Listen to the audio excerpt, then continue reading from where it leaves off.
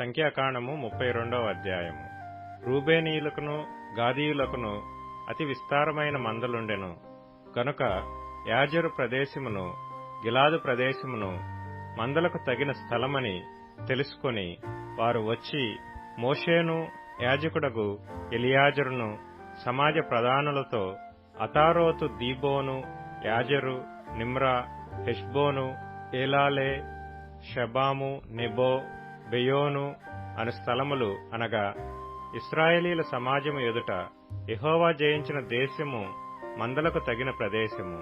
నీ సేవకులమైన మాకు మందలు కలవు కాబట్టి మా ఎడల నీకు కటాక్షము కలిగిన ఎడల మమ్మను యోర్దాను అద్దరికి దాటింపక నీ దాసులమైన మాకు ఈ దేశమును స్వాస్థ్యముగా ఇమ్మనగా మోషే గాదీయులతోనూ రూబేనీయులతోనూ మీ సహోదరులు యుద్ధమునకు పోవుచుండగా మీరు ఇక్కడ కూర్చుండవచ్చునా?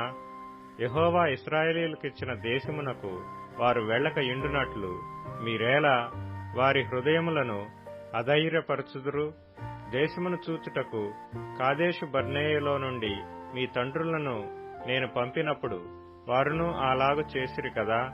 వారు ఎష్కోలు లోయలోనికి వెళ్లి ఆ దేశమును చూచి ఇశ్రాయేలీల హృదయమును అధైర్యపరిచిరి గనుక యెహోవా తమకిచ్చిన దేశమునకు వారు వెళ్ళకపోయిరి. ఆ దినమున యెహోవా కోపము రగులుకొని 20 ఏండ్లు మొదలుకొని పైప్రాయము కలిగి ఐగుప్తు దేశములో నుండి వచ్చిన మనుష్యులలో పూర్ణ మనస్సుతో యెహోవాను అనుసరించిన కెనెజీయుడగు యెఫున్నె కుమారుడైన కాలేబును నూను కుమారుడైన యెహోషువయు తప్ప మరి ఎవడనూ పూర్ణ మనస్సుతో నన్ను అనుసరింపలేదు గనుక నేను అబ్రాహాము ఇస్సాకు యాకోబులకు ప్రమాణపూర్వకముగా నిచ్చిన దేశమును వారు తప్ప మరి ఎవరునూ చూడనే చూడరని ప్రమాణము చేసెను. అప్పుడు యెహోవా కోపము ఇశ్రాయేలీల మీద రగులు కొనగా యెహోవా దృష్టికి చెడు నడత నడిచిన ఆ తరము వారందరూ నశించు వరకు అరణ్యములో 40 ఏండ్లు ఆయన వారిని తిరుగులాడ చేసెను. అప్పుడు ఇశ్రాయేలీల ఎడల యెహోవాకు కోపము మరి ఎక్కువగా పుట్టించినట్లుగా ఆ పాపుల సంతానమైన మీరు మీ తండ్రులకు ప్రతిగా బయలుదేరియున్నారు. మీరు ఆయనను అనుసరింపక వెనుకకు మళ్లిన ఎడల ఆయన ఈ అరణ్యములో జనులను ఇంకా నిలువ చేయును. అట్లు మీరు ఈ సర్వజనమును నశింపచేసెదరనెను. అందుకు వారు అతని యొద్దకు వచ్చి, మేము ఇక్కడ మా మందల కొరకు దొడ్లను మా పిల్లల కొరకు పురములను కట్టుకొందుము. ఇశ్రాయేలీయులను వారి వారి స్థలములకు చేర్చు వరకు మేము వారి ముందర యుద్ధమునకు సిద్ధపడి సాగుదుము. అయితే మా పిల్లలు ఈ దేశ నివాసుల భయము చేత ప్రాకారము గల పురములలో నివసింపవలెను. ఇశ్రాయేలీలలో ప్రతివాడును తన తన స్వాస్థ్యమును పొందు వరకు మా ఇండ్లకు తిరిగి రాము. తూర్పు దిక్కున యొర్దాను యువతల మాకు స్వాస్థ్యము దొరికెను గనుక యొర్దాను అవతల దూరముగా వారితో స్వాస్థ్యము పొందమనిరి.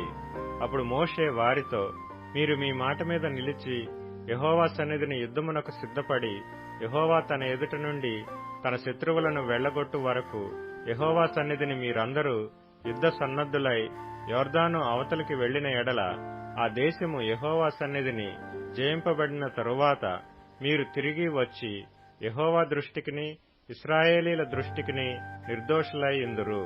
అప్పుడు ఈ దేశము యెహోవా సన్నిధిని మీకు స్వాస్థ్యమగును.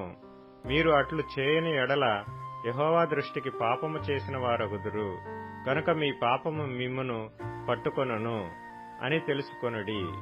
మీరు మీ పిల్లల కొరకు పురములను మీ మందల కొరకు దొడ్లను కట్టుకొని మీ నోట నుండి వచ్చిన మాట చొప్పున చేయుడనెను. అందుకు గాదీయులను రూబేనీయులను మోషేతో, మా ఏలినవాడు ఆజ్ఞాపించినట్లు నీ దాసులమైన మేము చేసెదము. మా పిల్లలు మా భార్యలు మా మందలు మా సమస్త పశువులు అక్కడ గిలాదు పురములలో ఉండును. నీ దాసులమైన మేము అనగా మా సేనలో ప్రతి యోధుడును మా ఏలినవాడు చెప్పినట్లు యెహోవా సన్నిధిని యుద్ధము చేయుటకు యొర్దాను అవతలికి వచ్చెదమనిరి. కాబట్టి మోషే వారిని గూర్చి యాజకుడైన ఎలియాజరుకును నూను కుమారుడైన యెహోషువకును ఇశ్రాయేలీల గోత్రములలో పితరుల కుటుంబముల ప్రధానులకును ఆజ్ఞాపించి వారితో ఇట్లనెను, గాదీయులను రూబేనీయులను అందరూ యెహోవా సన్నిధిని యుద్ధమునకు సిద్ధపడి మీతో కూడా యొర్దాను అవతలికి వెళ్లిన ఎడల ఆ దేశము మీ చేత జయింపబడిన తరువాత మీరు గిలాదు దేశమును వారికి స్వాస్థ్యముగా ఇయ్యవలెను. అయితే వారు మీతో కలిసి యోధులై అవతలికి వెళ్లని ఎడల వారు కనాను దేశమందే మీ మధ్యన స్వాస్థ్యములను పొందుదురనగా, గాదీయులను రూబేనీయులను యెహోవా నీ దాసులమైన మాతో చెప్పినట్లే చేసెదము. మేము యెహోవా సన్నిధిని యుద్ధ సన్నద్ధులమై నది దాటి కనాను దేశంలోనికి వెళ్ళుదము. అప్పుడు యొర్దాను యువతల మేము స్వాస్థ్యమును పొందెదమని ఉత్తరమిచ్చిరి. అప్పుడు మోషే వారికి, అనగా గాదీయులకును రూబేనీయులకును యోసేపు కుమారుడైన మనష్షే అర్ధగోత్రపు వారికిని అమోరీయుల రాజైన సీహోను రాజ్యమును, బాషాను రాజైన ఓగు రాజ్యమును దాని ప్రాంత పురములతో ఆ దేశమును చుట్టూ నుండు ఆ దేశ పురములను ఇచ్చెను.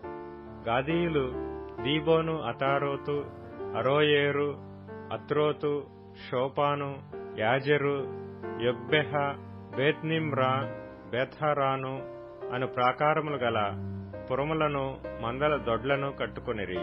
రూబేనీయులు మారుపేరు పొందిన హెష్బోను, ఏలాలే, కిర్యతాయిము, నెబో, బయల్మెయోను, షిబ్మా అను పురములను కట్టి తాము కట్టిన ఆ పురములకు వేరు పేర్లు పెట్టిరి. మనష్షే కుమారులైన మాకీరీయులు గిలాదు మీదికి పోయి దాన్ని పట్టుకొని దానిలోనున్న అమోరీయులను వెళ్లగొట్టిరి. మోషే మనష్షే కుమారుడైన మాకీరుకు గిలాదునిచ్చెను. అతడు అక్కడ నివసించెను. మనష్షే కుమారుడైన యాయూరు వెళ్లి వారి పల్లెలను పట్టుకొని వారికి యాయూరు పల్లెలని పేరు పెట్టెను. నోబహు వెళ్లి కెనాతును దాని గ్రామములను పట్టుకొని దానికి నోబహు అని తన పేరు పెట్టెను.